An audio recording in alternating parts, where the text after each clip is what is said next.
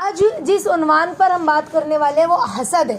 حسد کا مطلب ہوتا ہے جلن، کسی کی چیز کو دیکھ کر، کسی کی نعمت کو دیکھ کر، کسی کی اچھائی کو دیکھ کر، کسی کی طاقت کو دیکھ کر جلنا، یہ ہوتا ہے حسد۔ سمجھ رہے؟ اور حسد یہ ایک ایسی بیماری ہے، دیمک کی طرح ہے، سمجھ رہے، جو انسان کو اندر ہی اندر کھا جاتی ہے، اور نہ وہ خود خوش رہتا ہے، نہ اپنے اطراف والوں کو خوش رہنے دیتا ہے حسد کرنے والا انسان۔ حضرت ابو ہریرہ رضی اللہ تعالیٰ عنہ سے روایت ہے کہ رسول اللہ صلی اللہ علیہ وسلم نے ارشاد فرمایا، تم حسد کے مرض سے بہت بچو۔ کیا کہا؟ بہت بچو۔ کیوں؟ کیونکہ حسد آدمی کی نیکیوں کو اس طرح کھا جاتا ہے جس طرح آگ لکڑی کو کھا جاتی ہے۔ تو ہمیں دیکھنا ہے کہ کہیں ہمارے اندر یہ مرض تو نہیں آیا، جیسے مثال کے طور پہ پڑوسی سے یا ہماری دیورانی ہے، جٹھانی ہے، ننند ہے، ان کے گھر سے کچھ کھانے کی اچھی چیز آئی، حلوہ ہے یا کوئی سالن ہے یا کوئی بھی ایسی چیز آئی، اور ہمارے گھر والے بول رہے بہت ٹیسٹی ہے، ہم کہہ رہے ہیں بہت آسان ہے بنانا، یہ تو سبھی بنا لیں گے۔ تو مطلب کیا؟ ہمارے دل میں کہیں نہ کہیں حسد ہے، جس کی وجہ سے یہ جملہ ہماری زبان سے نکلا، یہ تو میں بھی بنا سکتی ہوں، اس میں کیا بڑی بات ہے، سمجھ رہے؟ بلکہ یہ ہمیں شکر کرنا چاہیے کہ اس نے ہمیں پوچھا، اس نے ہمیں دیا، اس نے ہمارا اکرام کیا، بجائے یہ بولنے کے ہم نے کیا کیا، بجائے یہ بولنے کے نہیں واقعی یہ بہت ٹیسٹی بنا ہے، بھلے یہ ریسیپی بہت آسان ہے لیکن ہر ایک کے ہاتھ سے اتنی اچھی نہیں بنتی ہے۔ ہماری زبان سے تو یہ نہیں کہ ایک دم پرفیکٹ، نمک بھی ہے، مرچ بھی اچھی ہے اور میٹھا بھی اچھا ہے، جو بھی مطلب ہے وہ کھٹا میٹھا تیز جو بھی ہے، تو بجائے اس کے ہم نے کیا کیا، ہم نے الٹی بات کی، سمجھ؟ تو پتہ چلا کہیں نہ کہیں ہمارے دل میں تھوڑا سا حسد ہے۔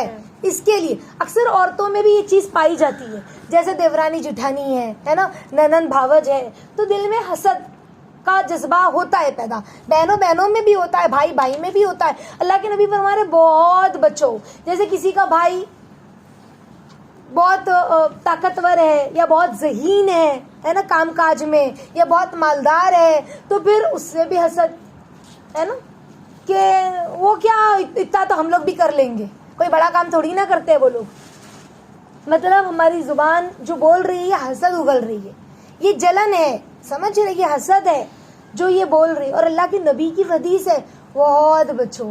کیوں؟ کیونکہ یہ نیکیوں کو، پھر جب بندہ حسد میں آتا ہے تو کیا کیا کرتا ہے، اس کو نقصان پہنچانے کی کوشش کرتا ہے، چار جگہ اس کی برائی کرتا ہے، بہت بڑا آدمی بنتا ہے، دیکھو ذرا پوچھتا ہے کسی کو، بہت بڑا بنتا ہے، دیکھو ذرا اپنے ہی بھائی بہنوں کی برائیاں، اپنے ہی لوگوں کی برائی، سمجھ رہے؟ تو پتہ چلا یہ حسد ہے۔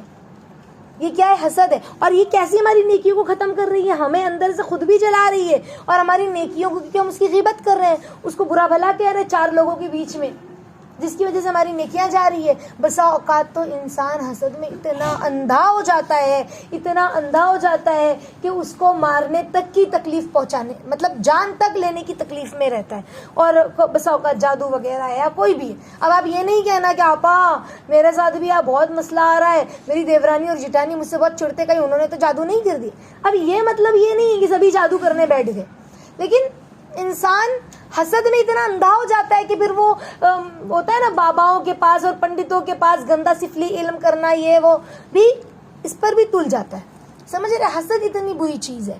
تو اللہ کے نبی کہہ رہے بہت بچو، یہ انسان کی، آدمی کی نیکیوں کو اس طرح کھاتا ہے جس طرح آگ لکڑی کو۔ آگ کیسے کھاتی ہے لکڑی کو؟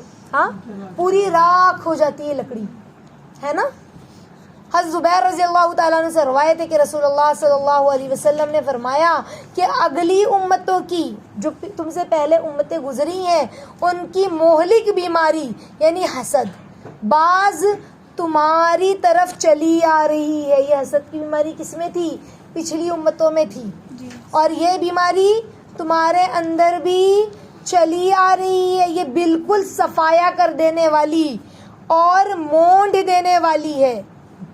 مونڈ دینے والی یعنی پورا مٹا دینے والی، جیسے استورا سے بال کیسے مونڈتے ہیں، ایسے پھر اپنا مقصد واضح کرتے ہوئے اللہ کے نبی صلی اللہ علیہ وسلم نے فرمایا بالکل صفایا کر دینے والی، مونڈنے والی سے مطلب کیا؟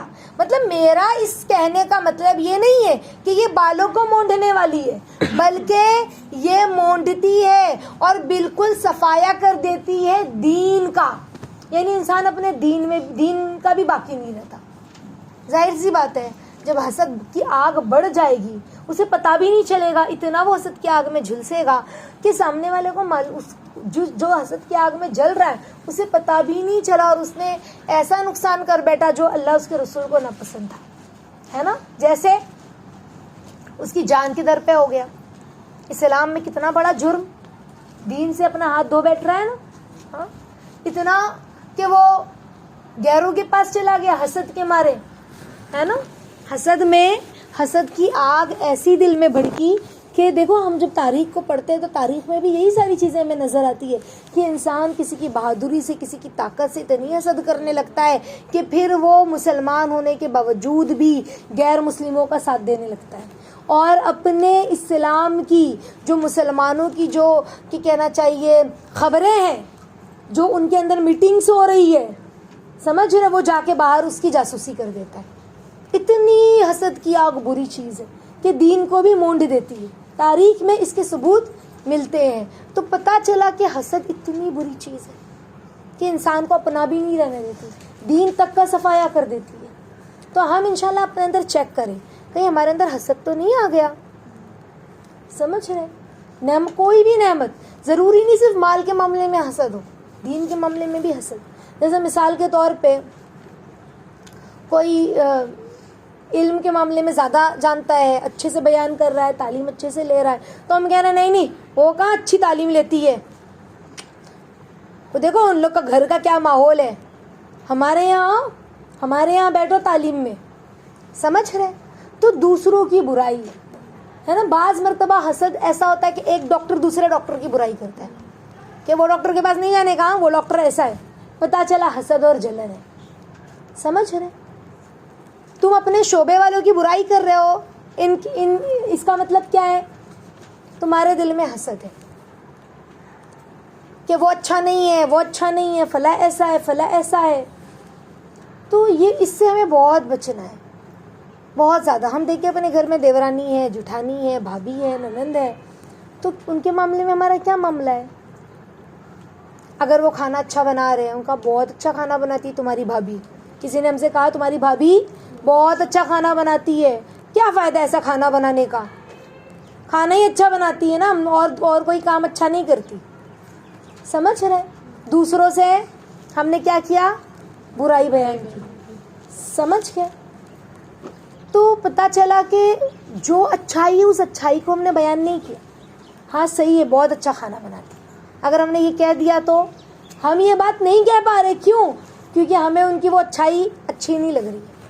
ہم ظاہر کریں کہ ہاں واقعی میں ان کے اندر یہ اوصاف ہے، یہ صفات ہے، واقعی کھانا بہت اچھا بنا، تو دل خوش ہو جاتا ہے کھا کے، سمجھ رہے ہیں؟ تو اس طرح سے جو بھی اچھائی ہے ہم لوگوں کی اچھائی کو اپریشیٹ کریں، یہ نہ کہے کہ یہ ایسی ہے، یہ ایسی ہے، اس سے حسد جھلکتا ہے، اور دھیرے دھیرے اگر ہم نے اس پہ قابو نہیں پایا تو یہ اتنی زیادہ بڑھ جائے گی کہ ہمیں پتہ بھی نہیں چلے گا کہ ہم کہاں چلے گئے۔